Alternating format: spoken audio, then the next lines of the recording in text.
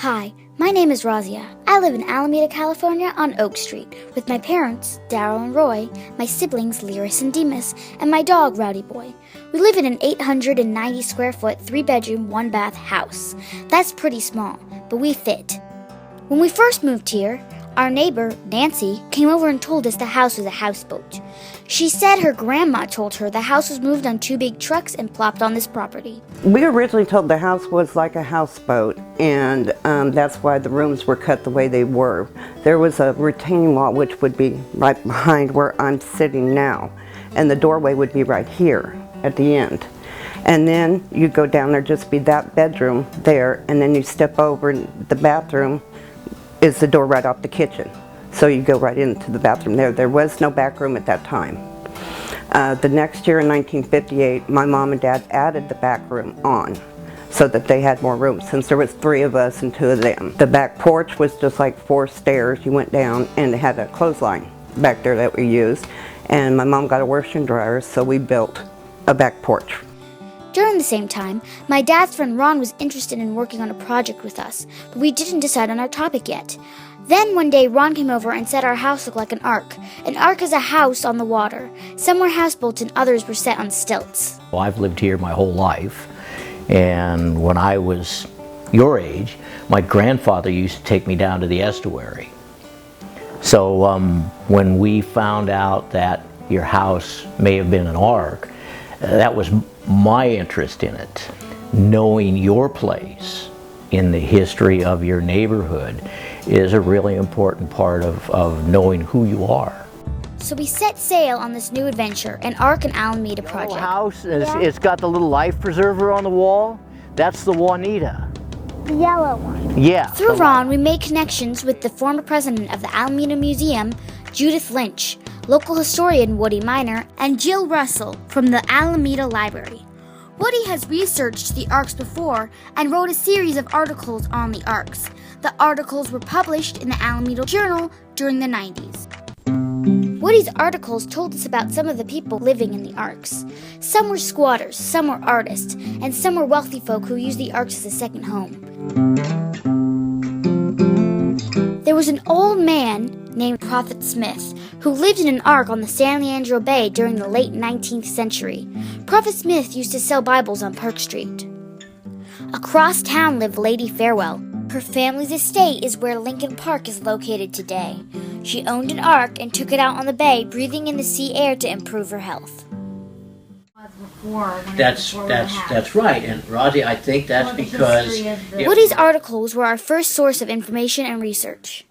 Most of the arks were destroyed between the late 1800s to the 1940s. On 1908, we moved it. They just did it. Initially, the arks were taken out due to industrialization of the Alameda coast. Later, during World War II, the Navy developed the naval base and removed more arks. Some were burnt down, some were bulldozed, and some were moved to other locations in Alameda.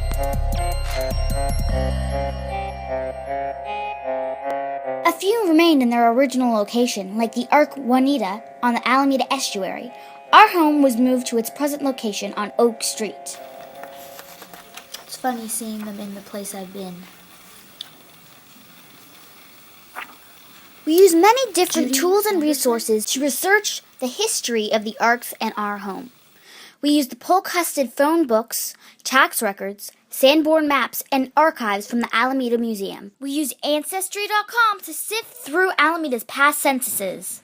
We took a trip around the Alameda-Oakland estuary and went under our house looking for clues. We also used photos and videos to document our project. According to tax records, the first time our house showed up on the property was around 1908. At that time, it was owned by A.G. Dexter. We couldn't find much about A.G., but we knew he owned many properties in Alameda. He never lived in our house but rented it out. Ancestry.com gave us the 1910 through the 1940 censuses. According to the 1910 census, Fred T. Bolt lived here with his German immigrant wife, Mary T. Bolt, and 1-year-old son, Walter. Fred was born in New York and made a living as a jeweler. Starting with the 1920 census and through the 1940 census, we discovered that a few Japanese families lived in our home. and that our neighborhood was actually the Japantown of Alameda. During the 1930s, Japanese businesses were clustered on Park Street between Lincoln and Buena Vista Avenue. There was a residential hotel called the Nihon Ryokan and the Maruyama grocery store. Both of them were on the east side of Park Street. On the west side, between Lincoln and Pacific Avenues, were a laundry, a barber shop with a pool hall in back, and the Abe's candy store. One of the families who lived in our house was the Norier family. They were a family of 6, Tom Norier, his wife Misu, son Dicky, daughter Amiko, son Kiyomi, and youngest son Satoshi. Tom Norier worked 50 hours a week as a gardener for private homes. During World War II, many Japanese families were taken into internment camps. The Norier family was one of those families. First they were taken to Tanforan and San Bruno, then were moved to central Utah, Topaz Camp. In 1943, the Norier family had a 5th child at the camp, son Nuboru. Later, they were moved to a high-security camp in Tule Lake, which was where people were sent if they refused to sign a loyalty treaty. Isn't this little courtyard beautiful? The landscaping? We're not sure what happened with the Norier family when they returned from the camps. We do know that Tom Norier lived on Lincoln Avenue in 1954, and his son Dicky attended Alameda High in 1949. Another of his sons, Kiyomi, graduated from Alameda High in 1954.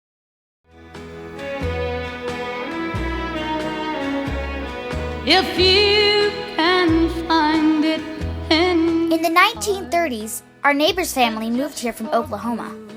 In the 50s, Nancy was born in our house and eventually moved next door. I was born here in Alameda, California in 1957, and when I came from the hospital, I came straight to the house.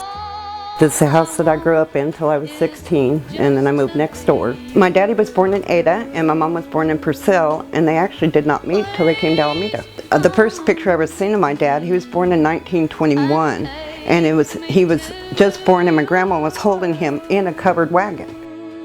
During the Depression, they go into the camps and trying to get out here to get work.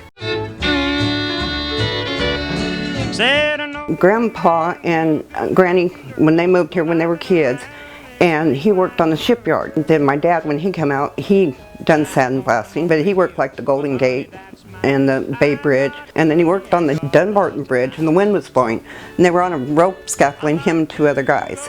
And so all of a sudden, the wind would come, they'd blow it out, and they'd be sitting out like this, and then as soon as the wind let them go, they'd come back in and spray a little more. And then they go back out. My sweet, sweet hon, I'm an old... This is where the work was. And when the base was open, I mean, you can imagine, you know, we had everything going at that time. When they closed the base, we lost a lot of business. He was in Richmond, working in the Richmond shipyard, and they all had their equipment on. And the boat that they had got in to get under there flipped. Well, everybody got out, but they couldn't find Grandpa. Then when they pulled the boat, he was caught in his equipment underneath there, so he was killed on the job. And that was in 1962. Yeah, so because I was the last picture that was taken with him. I was sitting on his lap on my birthday. Together again.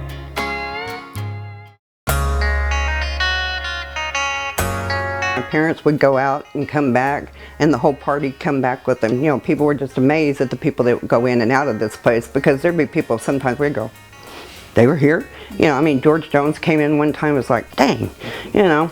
They came real friendly with Buck Owens when he came, and then Lefty Frizzell. And he was real good friends with Ray Smith, who was a friend of my dad for years. They was all from Oklahoma. They didn't really use the electric ones at that time, so they used the acoustic, and boy, they could play. I mean, they could play with their feet, I think. You know, they were so good, you just hear the music going through the house. It seemed like every other weekend we had party people in here, and 3 girls would be in the bedroom, you know, they'd poke their heads in and say hi, and we're supposed to be in there sleeping. Yeah, okay. We learned to sleep in the middle of anything. We had a porch swing out on the front porch, and my dad sat out there all the time, and so everybody come up down the street, they knew him. Hi, how you doing? We had a great time. It's a perfect neighborhood to live in. Everybody knows everybody. Everybody says hi, so you're kind of, you're friendly, and it just always was like that. This was a house we were like the house full of love. I mean, we did everything here. Who ran looked a lot like me. My family moved into our house in 2010. In some ways, we use our house more like the artist who lived in the Arks. There's a big dining table in the center of the house that my dad built. We do a lot of our studying and learning there. In the back of our house, we have an arts and crafts space. In the backyard, my dad teaches us carpentry and woodworking. We built a clubhouse that leads right up to the roof. Sometimes we can sit up there and look at the stars through a telescope. It's really fun to go up there and watch the stars at night. Down below, we have a small garden that my siblings, my mom, and I have planted. We're growing potatoes, cucumbers, basil, pepper, strawberries, and tomatoes. It's great and important to study history. Besides being fun, the past can help us understand the present. We love Alameda and love learning its history. We hope you enjoy our project and that it opens the secrets of Alameda's past.